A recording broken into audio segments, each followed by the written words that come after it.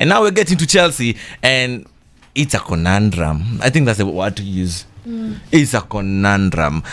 So today morning I was reading BBC, and they were talking about Chelsea, and there's something weird that they just mentioned in one of the paragraphs.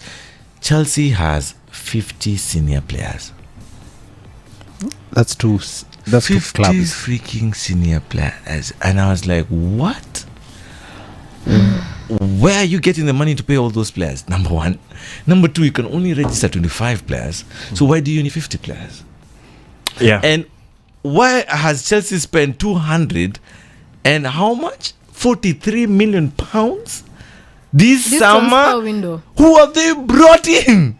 Apart from Pedro Neto, no tunatambua peke yake. Pedro is 63 million euros. Even that one is another overpayment.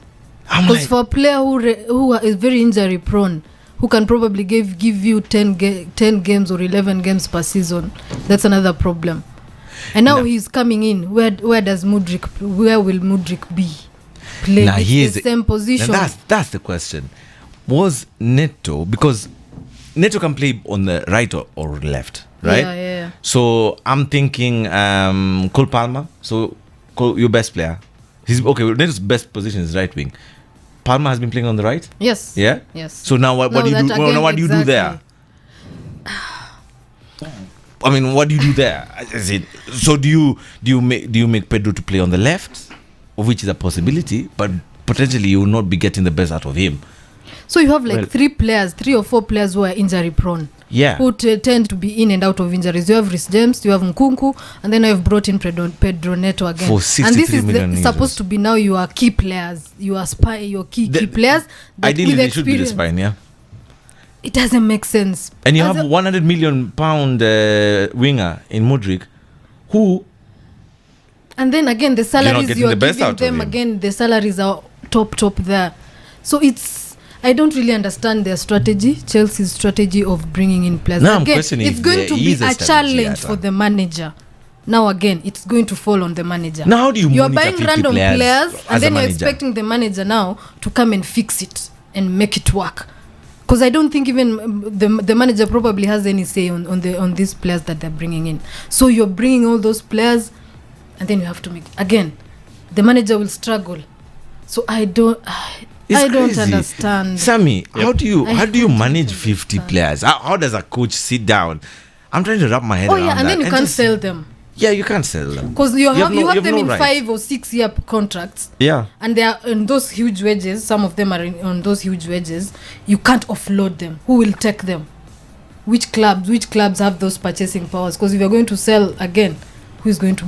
so you're in a fix. You've put yourself in a very, very, very tough fix. Sammy, I mean, where do you begin as a coach? Well, it's tough. It's tough, and I can see the questions that you're asking there.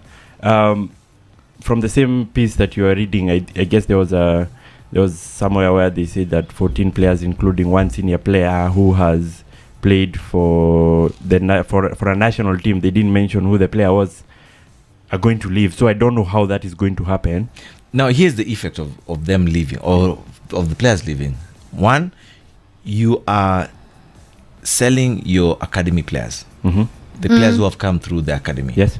And for profit, because now that's pure profit, yeah. So the effect is Chalobah is set to leave, yes, and Conor Gallagher has left. Yes. Now, you've sold potentially your second best player. What sort of effect is that going to have on the squad? And if you ask me, Chalobah was not a bad player. Yeah. He starts ahead of this new signing, Adarabayo. Tosin. Yes, he starts ahead of him. Well, I can't keep so up. you're getting rid of good players, and you're signing average players. But yes, that's the right word to use, because most of them they haven't yet been proved yet. Like even Samuel Omorodion, who's getting a lot of traction from La Liga, is a player that you haven't watched, and most of them, like Estevao, Willian, Keenan, Dewsbury Hall. I know he played for Leicester some time back, but you want to see him in a bigger club. You are right about that, and for me, I would assume that they're trying to balance the money right now. You ask the question, how are they able to do all this? They still had some few exits, likes of Lewis Hall, Ian Madsen, they left the club, and they have recouped some amount of money in those kind of deals. And so right now, I would assume with all these signings that they brought in on long-term contracts, first of all, that is avoiding the kind of baggage they will have to, because they're signing long deals. So they're extending their contracts over years. And so it's essential for them to get rid of these others to be on the same line with the PSR rules. Yeah, but I agree with that affects the rhythm of the team in terms of you having experienced players to the fore. Pedro Neto, yes, that's a big question. I would assume that he comes into the left-hand side, but that's to the detriment of guys like Mudryk, as you said. Yeah, and they spent 100 million pounds on close to 100 million pounds on that's Mudryk. A huge overprice. And remember, Lukaku is still there. Yes. Yes, because get rid of him also. The wingers. Mykhailo Mudryk was bought for 89 million pounds. Raheem Sterling, 48 million pounds. Pedro Neto left. Okay, he's going to play on the left. 54 million pounds. Not confirmed though. Cole Palmer, 43 million pounds. Noni Madueke, 29 million pounds. Estavio Willian, 51 million pounds. And he's on loan. And he's on loan. Who is that? 51. He's a Brazilian. But 51 million pounds. Ini washama. It's quite hard. Brian Mushiri anasema tuongelele chimi yake na heshima, but all in all it's quite hard to really to get an understanding of what Chelsea are really doing. I think the best way possible for us to understand this is for Chelsea to come out as a club and give us an official statement, because sisi hatuelewi. Sisi kama rival fans. Yes, we are not understanding what's happening. Ala nikojua hata wenyewe elewi.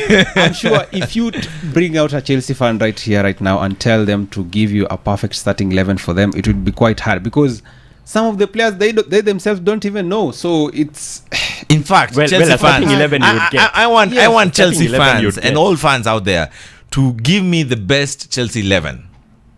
That's an easy and job. they might also go in for after all the Osimhen. signings. That's an easy job. You're gonna get them. But you know, when it comes to choosing the 11, you'll get variations actually. Signing fees that we paid comes into play also. We can't spend 89 million pounds on Coco bench. But Mudryk did that on the bench last season, and you get me. Really but you know that we spent 89 million pounds to put you on the bench.